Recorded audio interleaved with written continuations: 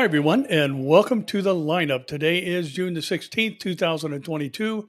I'm Barry Stagner, and as the name of our program hints at, things are lining up as they pertain to Bible prophecy and the last days. And we've got a group of stories today that are just powerful and encouraging for us to know that the Bible is true and that all the things that the Lord has spoken through the prophets is coming to pass in our lifetime.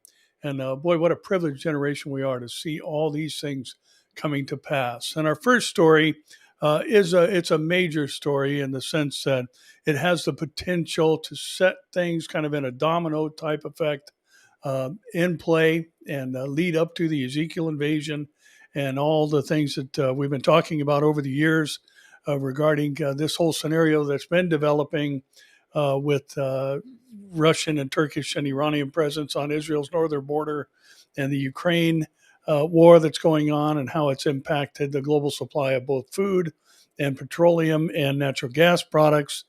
And the Times of Israel is reporting that in a landmark deal signed in Cairo, Israel is to export natural gas via Egypt to Europe. Israel, Egypt, and the European Union have signed a memorandum of understanding, or an MOU, on Wednesday in Cairo that will see Israel export its natural gas to the bloc for the first time. The landmark agreement will increase liquefied natural gas sales to EU countries, which are aiming to reduce dependence on supply from Russia in the wake of its invasion of Ukraine. Excuse me, last year the EU imported roughly 40% of its gas from Russia. It has faced energy difficulties since imposing sweeping sanctions on Moscow. The agreement will see Israel send gas via Egypt, which has facilities to liquefy it for export via sea. And Energy Minister Karine El-Harar said the signing of the MOU had cemented Israel's role on the global energy stage. This is a tremendous moment in which little Israel is becoming a significant player in the global energy market, El-Harar said. She called the deal historic, including the terms of the Israeli-Egyptian cooperation involved. In joint news conference alongside European Commission Chief Ursula von der Leyen and Egyptian Petroleum Minister Tarek El Molla, El Harar said the deal came about in the wake of Russia's invasion of Ukraine. And this memorandum of understanding will allow Israel to export natural gas to Europe for the first time. And it is even more impressive when one looks at the string of significant agreements we have signed in the past year, positioning Israel and the Israeli energy and water economy as a key player in the world. Now, we've been talking about this, and all Bible prophecy teachers have been talking about what's been going on in Ukraine and how it has the potential to advance the prophetic narrative, so to speak. And this is a major, major story in the fact that, as the minister mentioned, this is the first time that this is going to happen. And this is the first time that we've seen a major step towards many of the things developing in the Middle East as they relate to Bible prophecy, and specifically the Ezekiel war invasion from the north, move into a place where there's going to be a response from Russia, and it's actually already begun in the form of rhetoric, as we'll see in our next story. But one, I just want to remind us all that this is such an important thing for us to keep in mind, that everything the Bible says is going to happen just as planned. Everything the Bible has written in advance, history in advance, as prophecy is labeled, is going to happen. And we're watching it unfold. And what a bold time to live in. What an amazing time to be confident in the Word of God. You know, and there's a lot of people today shying away from teaching Bible prophecy. And I hear that. Amir hears that. Every conference we speak at, our pastor doesn't teach it. That's usually paired with our church. We can't find a church that actually teaches the Bible, which 27% of it is prophetic in nature. So if you're going to teach the Bible, you're going to teach Bible prophecy. And yet we have a lot of people today shying away from the book of Revelation. And, just think about this. It's interesting that a time period that we'll play no part in, we've been given great detail about. And there's a reason for that, for us to warn other people of what's coming and to tell them of the hope that they can have in Jesus. And again, as we're sitting here today, a privileged generation just watching the Bible unfold, we've been talking about this for years, literally. This particular story that we just read, that there is going to be at some point in time the Israeli access to the European natural gas product market, and Russia is not going to be happy. Remember, there's a hook in the jaw of the invading nations from the north that God places there to draw them down. Now, the fact is, as the Ezekiel scenario says, Israel's going to be a peaceful people. They're not going to live in fear, and they don't. Even in the midst of all that goes on in that country, they're a peace loving and enjoying people. They're living without walls. And some people say, well, that means the wall between the Bethlehem area and the Jewish areas are going to have to come down. That's not the wall the Bible's talking about. Cities in antiquity were walled in all the way around, including Jerusalem. And when the Bible says they're not going to be living in walled in cities, that's talking about the custom of that day, not our day. That wall dividing the Palestinian areas from the Jewish areas has nothing to do with Bible prophecy. It's just keeping the Jews safe from the constant attacks that come from the Palestinians. So, again, just living in these days, it's an exciting thing to consider. And I believe with all my heart that we have reached the point of no return as a world, even as a country, to where the prophetic narrative is being advanced now in an irreversible course. We've reached a plateau. And, I'm prepping for these messages. I'll be teaching in South Africa. And, one of them in particular, I was making that point, that when you see somebody packing up everything that they own in their house into boxes, you know what's coming in the future. They're getting ready to move. And that's exactly what's happening now. The Bible's predictions or prophecies regarding the future are moving forward. And as I said, I think we're going to watch the whole thing unfold, at least up until the point where we're taken home. People often ask the question, are we going to know what's going on the earth when we're in heaven? Are we going to be able to have kind of a grandstand seat and watch things unfold? Well, I seriously doubt it. We're going to be busy at the marriage supper of the Lamb and the bema seat of Christ. And I think all of our eyes are going to be focused on Jesus. And we're not going to be worried about what's happening down here on earth. Now, as I said, with a story like that, there's bound to be a Russian response. And here it comes. Eretz Sheva, the Israeli national news, reports that Russia condemns Israel 3 times in one day. Israeli ambassador to Russia, Alex Ben-Zivi, was summoned for a reprimand by Russian Deputy Foreign Minister Mikhail Bogdanov following last week's attack on the Damascus airport. There's been multiple attacks on the Damascus airport over the past few years, but all of a sudden it's not okay. Gee, I wonder why. Bogdanov protested to the ambassador and claimed that the attack caused damage at the civil and humanitarian level, and that he also claimed that the justification for the attack provided Israel was not convincing, and therefore Russia was awaiting clarifications. Boy, talk about hypocrisy. Invading Ukraine and now wagging the finger at Israel for trying to protect themselves. Earlier, the Russian representative also condemned Israel's actions in Syria. An official statement was issued by the Russians stating, "We are forced to emphasize that the ongoing Israeli shelling of Syrian territory in violation of the basic norms of international law is unacceptable." Now, this is coming from someone breaking international law. "We strongly condemn Israel's provocative attack on Syrian civilian infrastructure. Such irresponsible actions create serious risk to international air traffic and put the lives of innocent people in real danger. We demand that the Israeli side stop this vicious practice." And again, this is exactly what the Russians are doing in Ukraine. They're bombing civilian facilities, including hospitals and all the other horrific things we've been watching in the news. And yet here they are calling Israel's actions irresponsible and creating serious risk to international air traffic. Well, that's what the issue actually is, because Israel destroyed the runway that was capable of landing the larger aircraft there, and they've had to use a smaller airport and even a smaller runway at the same airport, which will not enable some of these heavy cargo planes to land simply because of the length of the runway.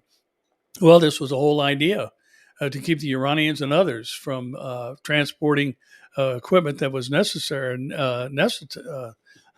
made necessary, these larger aircraft. So again, it's just incredible to see this type of hypocrisy on the international stage, especially coming from Russia. Now, again, as I said, we would expect a Russian response. Now think about this: if there is a Russian response to what happened between the agreement with Egypt, Israel, and Europe, that means that it had an impact, and it did reach all the way to Moscow and Putin's desk, and obviously he's well aware of this. But listen to this next headline. It actually comes from the Russian Times. Russia slashes gas flow to the EU. Russian state gas exporter Gazprom announced on Tuesday that it was reducing gas deliveries via the Nord Stream pipeline after German company Siemens failed to return gas pumping units to its compressor station on time. Gas supplies to the Nord Stream gas pipeline can currently be provided in the amount of up to 100 million cubic meters per day, the company said in a statement. And given Gazprom's planned daily volume of deliveries at 167 million cubic meters, the flow will be cut by 40%. According to Gazprom, 5 out of 8 gas pumping units taken by Siemens for repair from Gazprom's Portovaya compressor station in Vyborg near St. Petersburg were not returned on time. Also, problems arose when the pumping units were connected to the pipeline as their engines had malfunctions, which prompted industry regulator to issue a temporary ban on their use. The Nord Stream pipeline, which runs under the Baltic Sea and delivers Russian gas to Europe, connects the Portovaya compressor station in Russia to an equivalent in Greifswald in northeastern Germany. It supplies the EU market with around 55 billion cubic meters of gas per year. Gas prices in Europe have spiked nearly 11% on the news, drawing close to $1,000 per 1,000 cubic meters, according to the data from the London Exchange. So, again, we're seeing this global rise in prices of not just energy-related products, but food products as well. And, any of you who go to or follow us at Calvary Chapel Tustin know that we're in the midst of building a sanctuary. And we've just been having, recently especially, we bought as much as we could in advance to prepare for the phases of construction.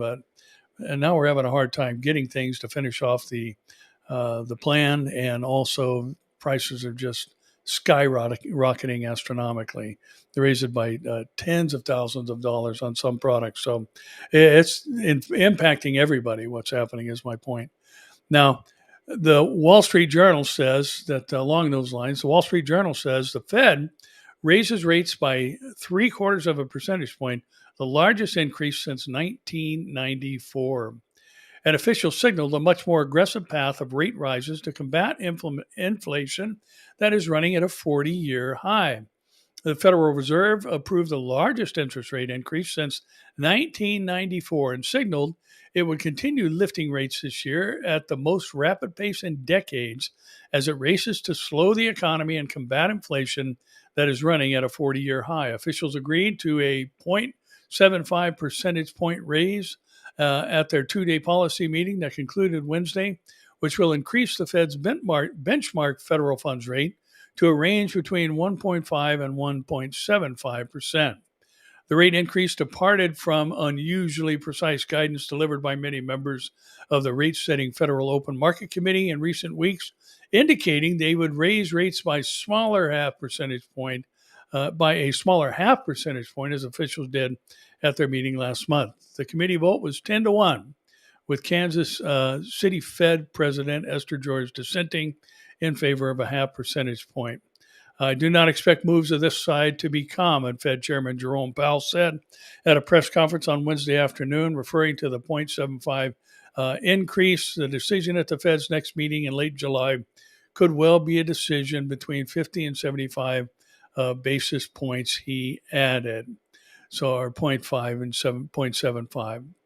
Now, again, here we've got rising fuel prices because of the Ukrainian situation and other things that are contributing to that we'll talk about in a few moments here in the States. And, all of us are just seeing prices like we've never seen before. Any of us that were around in the 80s where we were having rationing and you could only get gas on odd days if your license number ended in an odd number, even days if it was in an even number.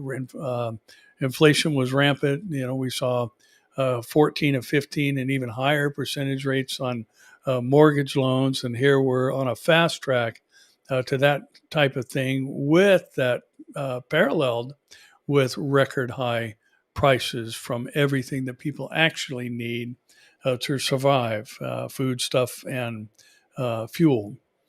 Now, the Times of Israel says the U.S. is pushing Israel to avoid unilateral steps in the lead up to the Biden visit. Washington particularly concentrated about Israeli plans to advance doomsday settlement construction in the E1 area, with the PA threatening to downgrade ties if such steps proceed. The U.S. administration has been pushing Israel to avoid taking unilateral steps that would further damage ties with the Palestinians in the lead up to President Joe Biden's trip to Israel and the West Bank next month, two Israeli and Palestinian officials told the Times of Israel on Wednesday. The messages were passed along in a series of meetings a visiting U.S. delegation held with senior Israeli and Palestinian officials over the past week.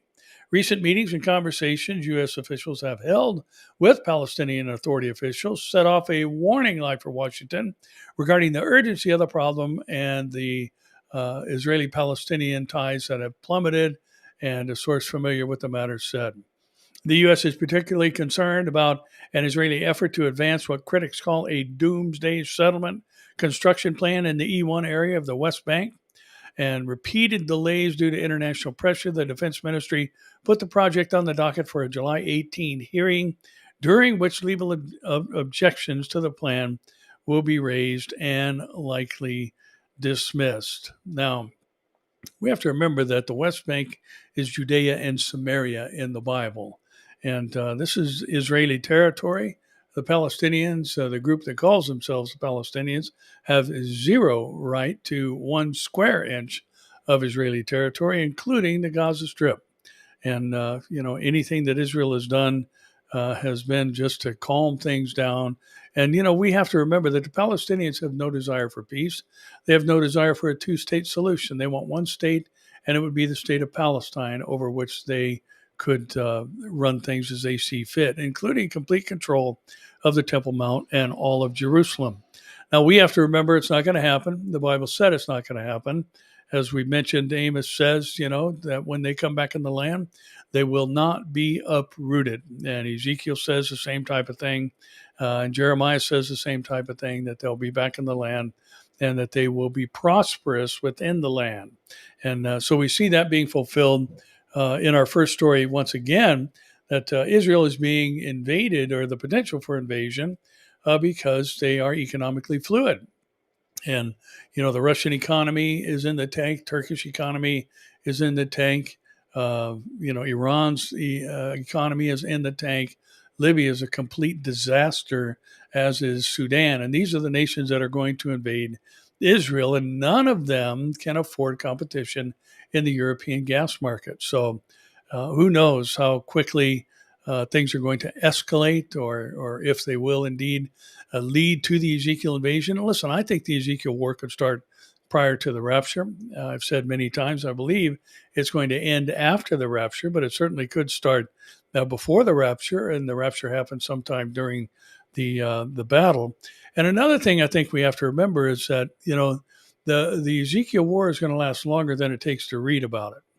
And in other words, as fast as you can read Ezekiel 38 and 39, that's not the length of the war. It could go on for a couple of years, and who knows, what's going to happen there. But what we do know is how it's going to end. It's going to end through the cataclysmic wrath of God reaching down from heaven with flooding rain and hailstones and mingled with blood and fire and all these other things that are very, very clearly tribulation type divine responses. So again, seems to me that the likelihood that the Ezekiel war could start before the rapture happens while the battle goes on, and it ends during the tribulation period, seems to be a pretty safe scenario in examining what the Bible has to say about the event. Now, interesting, as we've been talking about the need to control the narrative, and how we've been hearing things about censorship and the whole Twitter story and the previous president, and I think I called him 45 last time instead of 44. But just watching all these things, it's hard to believe that these kind of things are going on, especially here in the good old U.S. of A., where freedom of speech and all the other things that are, so important to us and constitutional rights that are protected have just been basically kicked to the curb. And this story proves it. Fox News says that the Biden climate advisor demands tech companies censor disinformation in order to promote the benefits of clean energy. White House climate advisor Gina McCarthy told Alexei McCammon of Axios that social media companies need to censor disinformation on green energy. White House National Climate Advisor, the White House National Climate Advisor, skewered big tech companies for allowing disinformation and cheered Congress for taking action to enact more censorship on Thursday. Somebody needs to read the First Amendment. McCarthy, who also served as an Environmental Protection Agency administrator during Barack Obama's presidency, spoke during an Axios event titled A Conversation on Battling Misinformation. Axios political reporter Alexei McCammon asked McCarthy how so-called rampant mis and disinformation around climate change online and in other platforms has made your job harder. McCarthy responded by slamming social media companies. We have to get tighter. We have to get better at communicating. And frankly, the tech companies have to stop allowing specific individuals over and over to spread disinformation. That's what the fossil fuel companies pay for. She suggested further that we have to be smarter than that, and we need the tech companies to really jump in. McCammon responded by asking, isn't misinformation and disinfo around climate a threat to public health itself?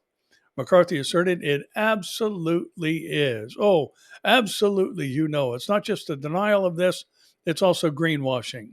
You have these companies that are claiming to be part of the solution that are really just not informing people about what they're really doing and how they're really investing and how people should be investing their money if they really care about climate. We've got a series of climate stories here coming up that will be a reminder for all of us. But again, you see those who lifted their hands, many of which who've been in Congress for way too long, put their hands on a Bible and swore to uphold the Constitution of the United States, so help me God. Well, obviously that doesn't mean anything because this and everything within this article is a violation of the First Amendment. And what we have to remember, first of all, is that the First Amendment is a restriction on Congress, not the public. Congress shall pass no law restricting the free exercise of the press, religion, and speech, and so on. And, here and religion as well. So Congress is forbidden by the Constitution to do what this woman is demanding that they do. And again, just controlling the narrative, the masses, and all. And it's just, I'm going to pause for a moment. And I've got a couple things I want to say here in a second. But let's keep moving. The Jewish News Syndicate says U.S. public sphere has been poisoned by the FBI and the Obama administration. The U.S. government under former President Barack Obama employed obscurantist tactics reminiscent of those in Iran to overthrow Donald Trump before he even got started, according to the U.S. journalist Lee Smith. Half of the country fell prey to an insane story about the President of the United States working on behalf of a foreign power. Smith, the author of The Permanent Coup, How Enemies Foreign and Domestic Targeted the American President, said this week in an interview with Eli Kohanim, our entire public sphere has been poisoned by what the FBI did, by what former director of the Central Intelligence Agency, John Brennan, did, by what Hillary Clinton did, by what Barack Obama did. Smith was referring to the Clinton campaign plot in the fall of 2016 to share information with a reporter about Trump being tied to a top Russian bank and about Russia supposedly helping swing the election for Trump. Ultimately, no evidence of conspiracy was found. Trump also accused Obama of wiretapping Trump Tower and spying on him during the election. This was never proven either, but Smith says it's likely that it actually did happen, and it was a coup to undermine our constitutional order. And you know what? This is really necessary for the Great Reset, because any country, and I think we all understand, that nationalism today is a big ugly. in our egalitarian world where everybody has to have equal opportunity and equality of outcome and all the other things that are being pushed. And no one has a right to live in a better situation than anybody else, no matter how hard they work, no matter what they've achieved in life, and no matter what country they were born in. Everything has to be equal. And this is all a mentality that's necessary for this great reset. By the way, that's never going to happen. But I'll tell you, there is going to be a reset, and it's not going to be too great because it's going to be when the Antichrist takes power and starts killing everybody who won't take the mark or the number of his name. That's where things are actually headed. And there's going to be a vast majority, it appears, of the world. We're told in Revelation 13, the whole world goes after him. Every single person who does not, whose name has not been written in the Lamb's Book of Life and who has taken the mark is going to side with him in the killing of people who have stood for the name of Jesus and against this Antichrist power during the tribulation. Now, again, this ought to be a reminder to us so we're not going through that as born again believers now. And, you know, there are saints mentioned in the book of Revelation, but that's not the church. Those are tribulation saints. And then they're of a different category of saints, just like Old Testament saints who aren't the church, but they're saints nonetheless. So just the fact that the Revelation mentions saints, and especially the fact that Satan and his minions are given the power to overcome the saints, that can't happen to the church because Jesus himself said that the gates of hell will not prevail against the church. So that entity in the tribulation cannot be, or that group in the tribulation cannot be the church. But boy, things are headed to an ugly place, and the skids are being greased, at least mentally, for most of the world. And, you know, just doing the things that we've seen happen to undermine people who are of a nationalist mentality. You know, there's nothing wrong with saying America first. There's nothing wrong with Netanyahu wanting to put Israel first. That's what the government's supposed to do. King David put Israel first. King David prayed for victory over their enemies. King David got aggressive when people attacked the nation.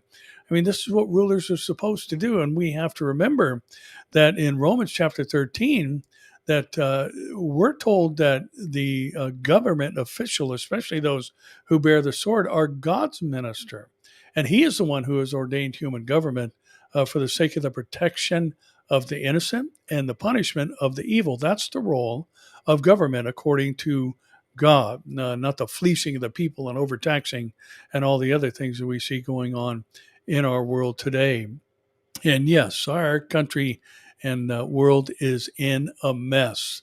And it's because constitutional order in our country in particular, as this article says, is now in ruins. Now, this gentleman went on to say, I don't think that means the end of America, but it does mean we're in serious trouble and we're in a middle of a fight for the future of our country.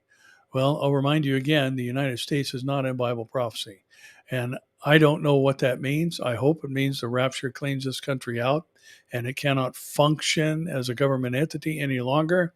I hope that's what it is. I hope it's not a collapse, an internal collapse like the Roman Empire, or a conquest from adversaries like is possible in the world we live in. But the United States is nowhere in Bible prophecy, and we are moving quickly towards an escalation of things that lead to the tribulation and beyond. Now, the Western Journal says Department of Homeland Security warns of heightened threat environment, potential attacks at public gatherings, faith-based institutions, and schools. The Department of Homeland Security warned on Tuesday, that's Tuesday of this week, that the nation remains in a heightened threat environment and could become more dynamic in the following months with foreign actors working to undermine American society and the risk of more violence against individuals and institutions nationwide. In coming months, we expect the threat environment to become more dynamic, the DHS said in its Tuesday National Terrorism Advisory System Bulletin. In the months ahead, several high-profile events could be exploited to justify acts of violence against a range of possible targets, the bulletin said. The range of potential targets, according to the DHS, include public gatherings, faith-based institutions, schools, racial and religious minorities, government facilities and personnel, U.S. critical infrastructure, the media, and perceived ideological opponents. The threat actors, according to the agency, have recently mobilized to violence due to factors such as personal grievances, reactions to current events, and adherence to violent extremist ideologies, including racially or ethnically motivated or anti-government, anti-authority violent extremism. We continue to assess that the primary threat of mass casualty violence in the U.S. stems from lone offenders and small groups motivated by a range of ideological beliefs and or personal grievances, the DHS said. As examples of lone offenders' attacks against minority communities, schools, houses of worship, and mass transit, it cited the recent shootings in Uvalde, Texas, Buffalo, New York City subway, and Laguna Woods here in California, just a couple miles from here.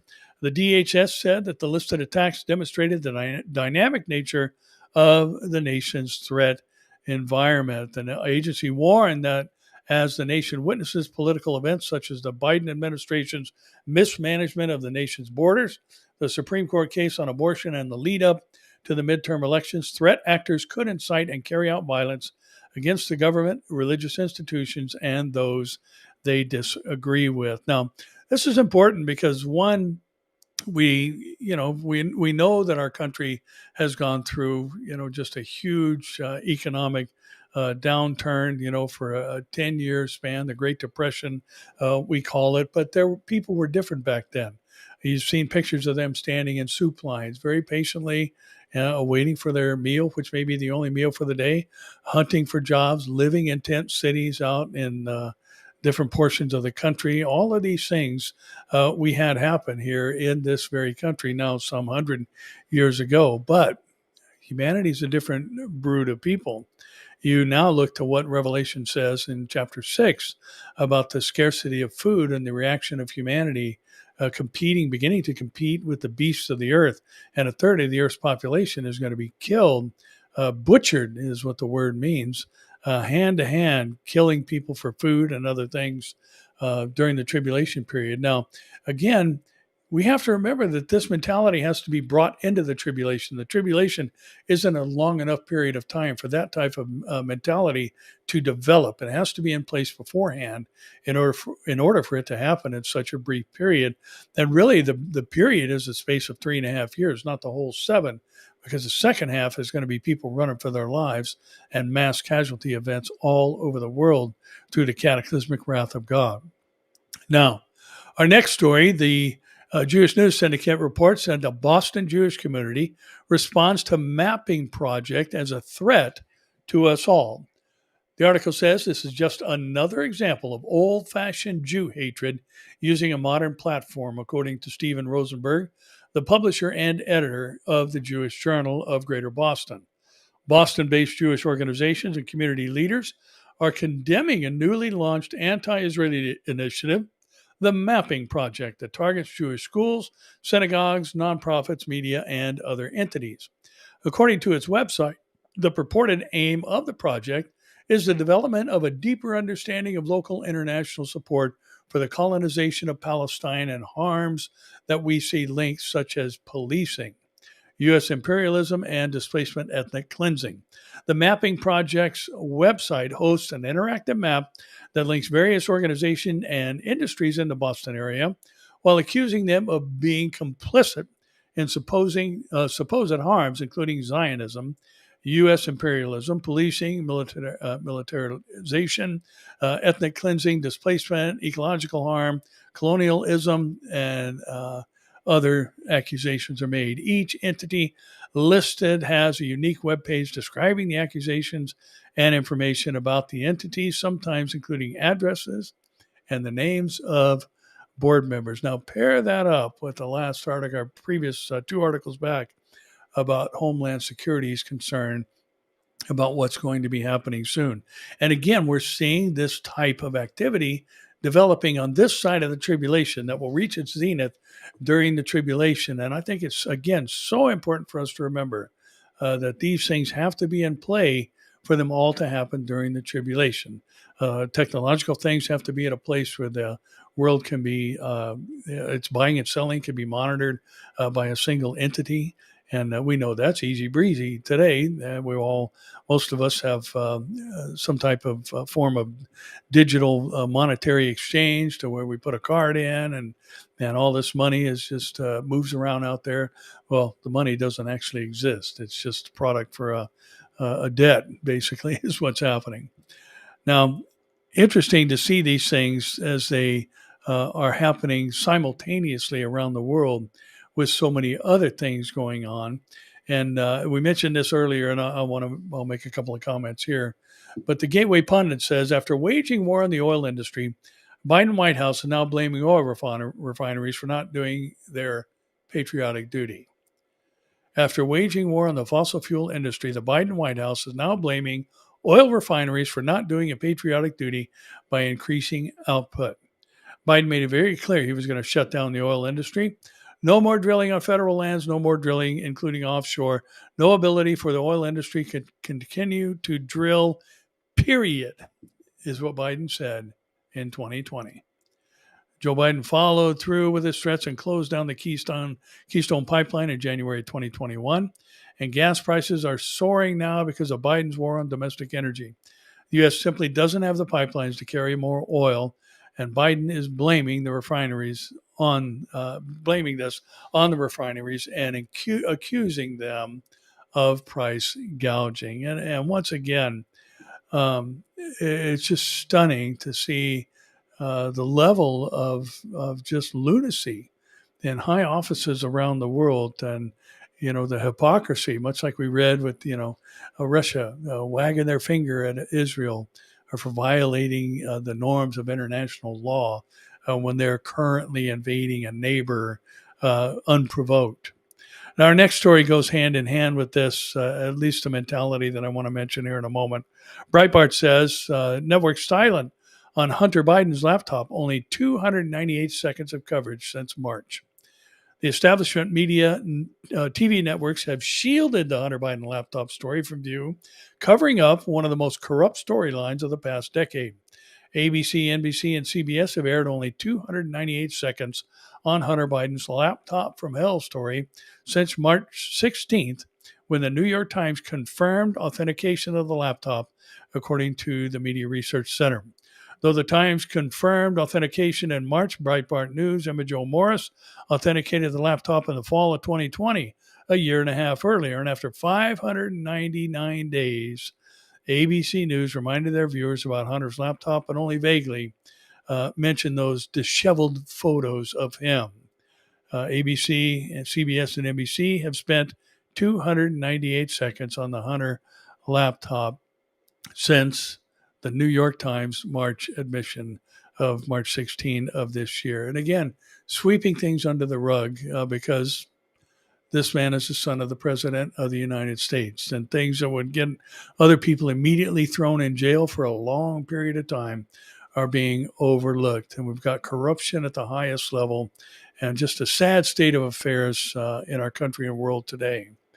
Now, I think, and this is what I wanted to comment on. I think we as Americans need to remember what Proverbs 29:2 says, and that is, when the righteous are in authority, the people rejoice. But when a wicked man rules, the people groan. Now, we've been doing a lot of groaning, and the reason we've been doing a lot of groaning is because the righteous haven't been voting. And we need to stand up and turn things around at this midterm election point. And, what we have to remember is that government is God's institution. And I hear people say all the time, especially about my dear friend and brother, Pastor Jack Hibbs, about politics and the church and all this stuff. Well, if government is God's institution, who do you think he wants running it? He wants his people running it. When the righteous are in authority, how can you become righteous? Only through a relationship with God. Nobody is righteous in their own flesh. There's none good, no, not one. All flesh is like filthy rags before God. So if the righteous are going to be in authority, they have to have a righteousness from God, and it's better for the population, is what the Lord is saying through the Proverbs. So we need to be active and get involved in these things. And now what we're seeing right now is when the righteous have been silent in the polls. And we need to, when November rolls around, we need to get rid of these people that are destroying our country. And you know what? This does matter. And I hear people say also, well, what God said is going to happen. Well, that's true. But there's been a lot of things that have happened as what God has prophesied has been waiting to happen that aren't necessarily prophetic. They're just for the benefit or the detriment of the people. And this is one of those times and one of those things. We need to stand up and get involved. And, all of this stuff that's just so heinous that's going on, the corruption, the cover ups, the people who support life being threatened, religious facilities being threatened because of a leak from SCOTUS about the potential overturning of Roe v. Wade. Overturning Roe v. Wade ought to be celebrated from coast to coast, not cause aggravation. Now, another story I think that lends itself to potential prophetic fulfillment comes from the Times of Israel. The headline reads, "Is it alive? Google suspends engineer who claims their AI system seems sentient." Search giant quickly downplays reports. The search giant quickly downplayed the report that its system is self-aware, highlighting controversy over push to evolve artificial intelligence into human-like consciousness.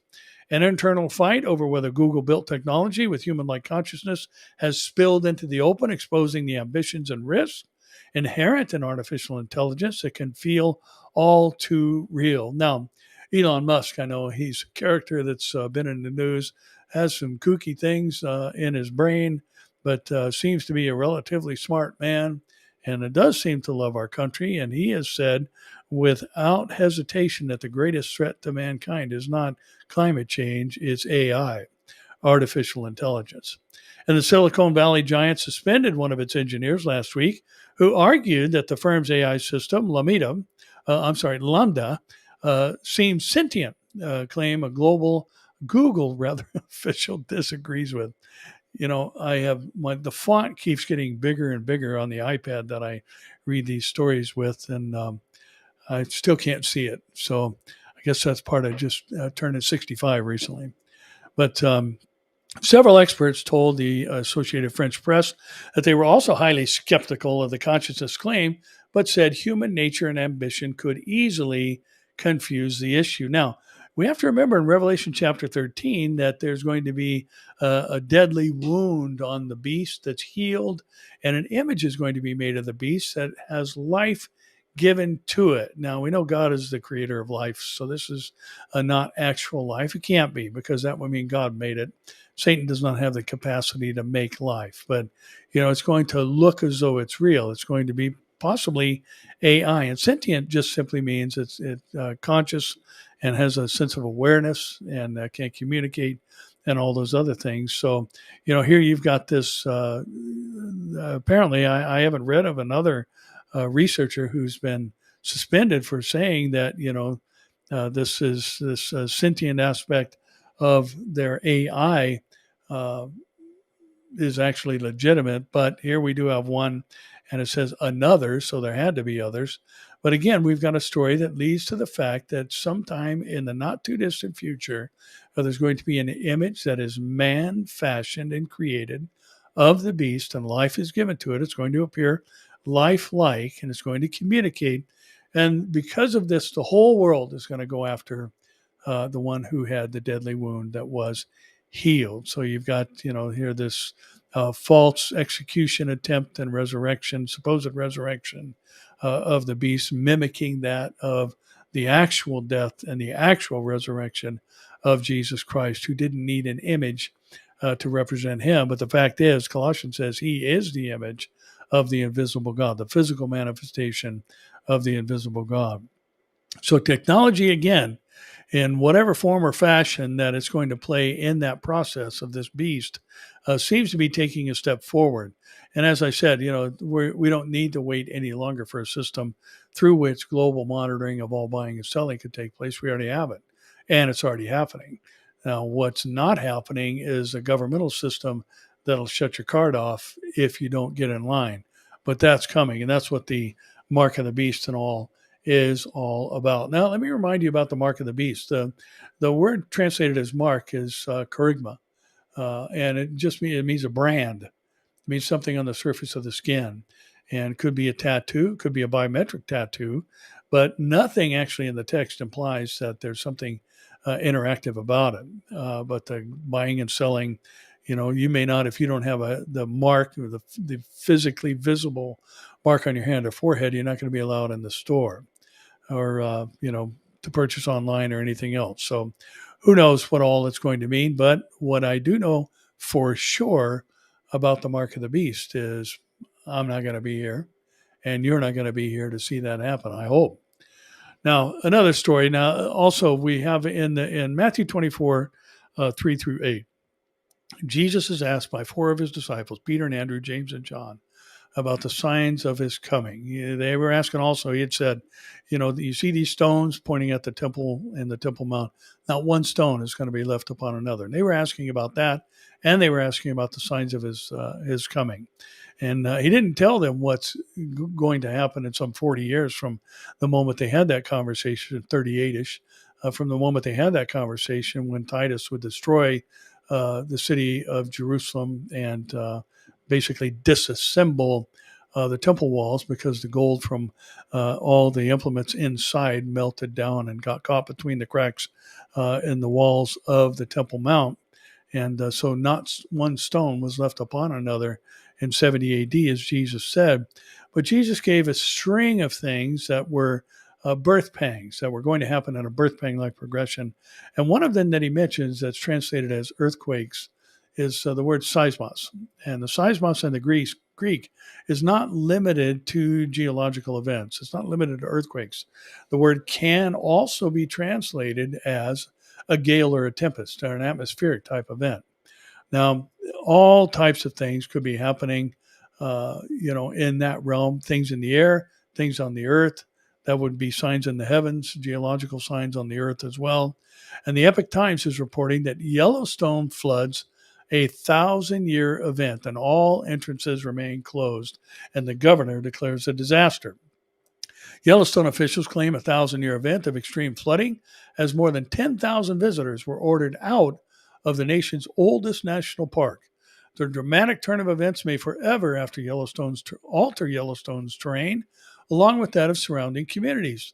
Above average rainfall combined with sudden temperature spikes and rapid melting of snow on the park's higher elevations caused the floods this week.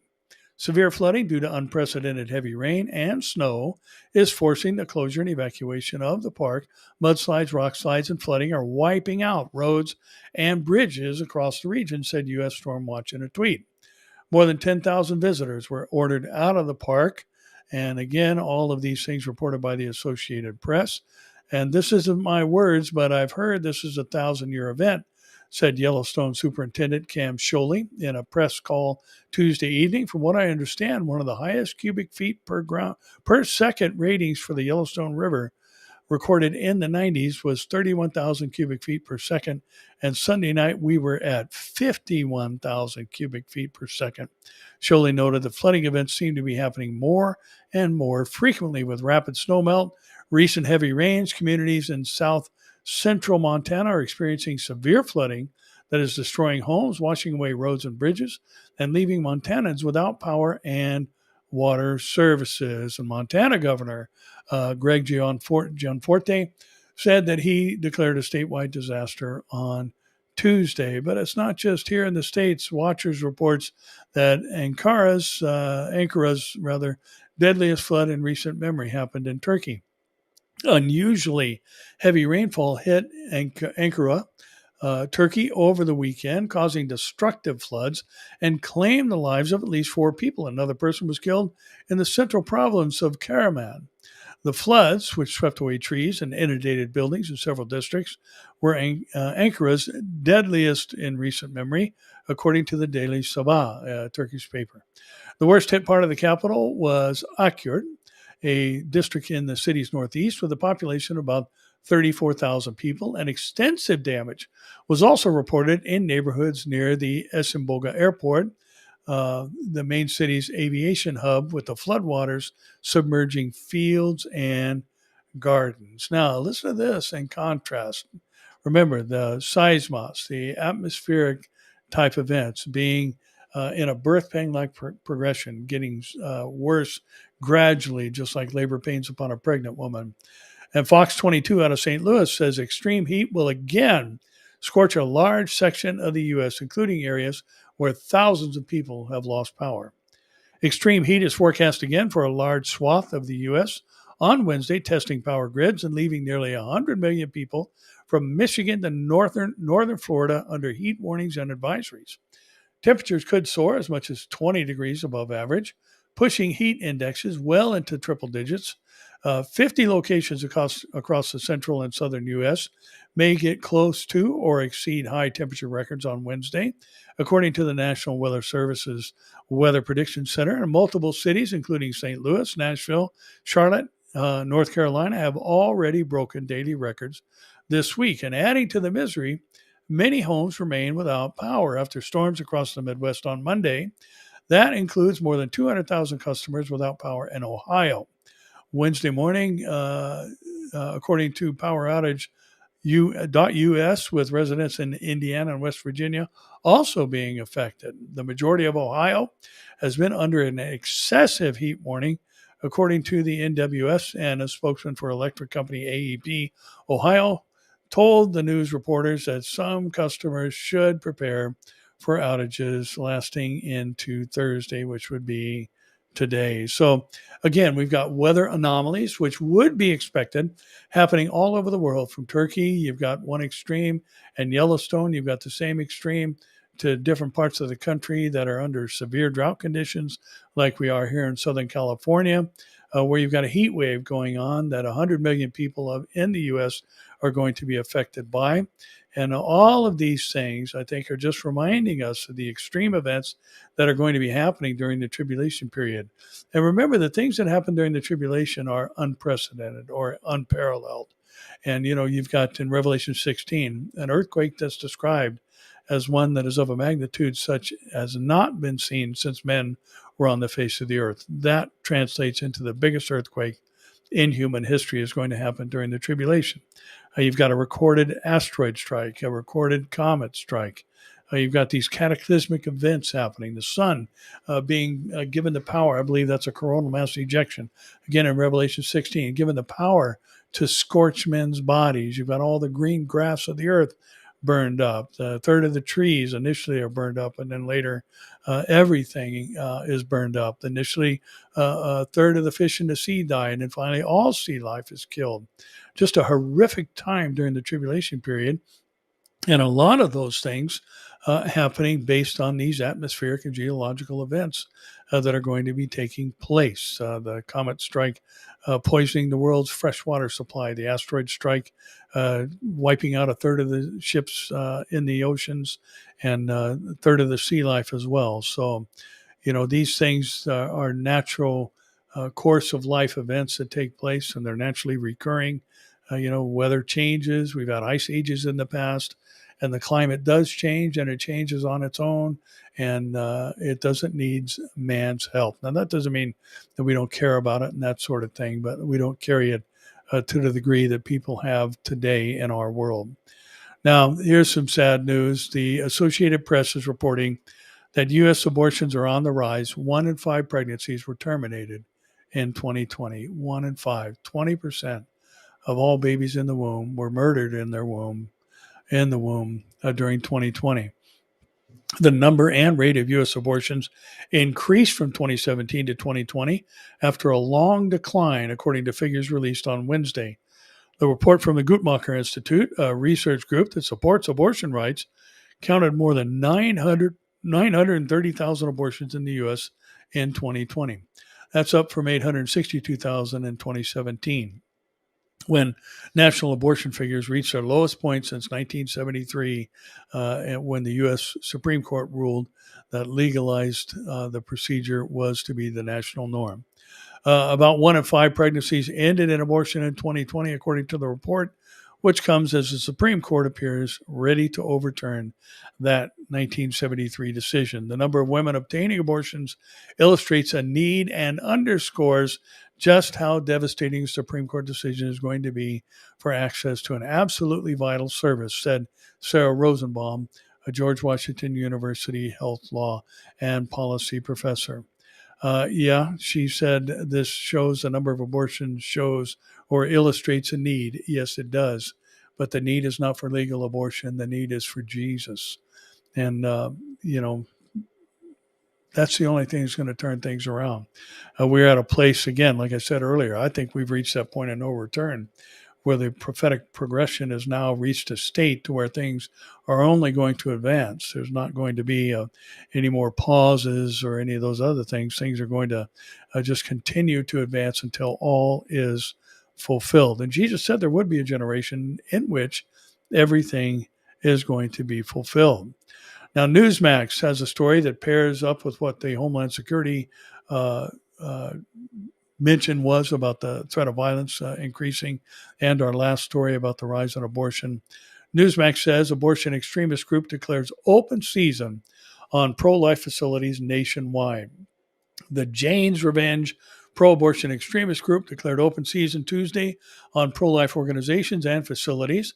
And the organization, which has claimed responsibility for several fire bombings and vandalism at pro-life facilities from Wisconsin to Florida in the last month, issued the warning in a communique to abolition media and online news source for revolutionary movements.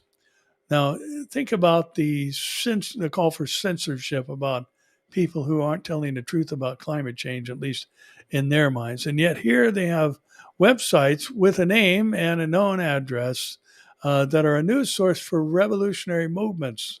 And why aren't they stopping that? You have seen that we are real and that we are not merely pushing empty words, the communique issued on Tuesday reads. Your 30 days expired yesterday. We offered an honorable way out. You could have walked away. Now the leash is off. And now we will make it as hard as possible for your campaign of oppression to continue. We have demonstrated in the past month how easy and fun it is to attack. We are versatile, we are mercurial, and we answer to no one but ourselves. We promise to take increasingly drastic measures against the oppressive infrastructures, and rest assured that we will. And those measures may not come in the form of something so easily cleaned up as a fire and graffiti. The group further said that any anti-choice group or organization that does not close their doors or stop operating will be a target, and that it's open season and we know where your operations are. Now, this is an unveiled threat. So why haven't they been arrested? Well, because they're part of the whole movement in advancing evil in this world. And this warning comes as the U.S. Supreme Court has not issued a final warning in a case that could overturn 1973 Roe v. Wade decision, which made abortion legal in the United States. And again, this just says how far we've fallen and the fact that good is evil and evil is called good. Down is up is down. People who want to speak their mind, if it's against the general narrative of the globalist, they need to be censored. But you can threaten people all you want if you are pro-evil, pro-hate, all these other things. And, here these people again, as we talked about last week, you had Chuck Schumer threatening the Supreme Court Justice Brett Kavanaugh. And again, this is somebody that said, I swear to uphold the Constitution. And he's not. So get rid of it. And, we're just seeing this stuff happen all over the place.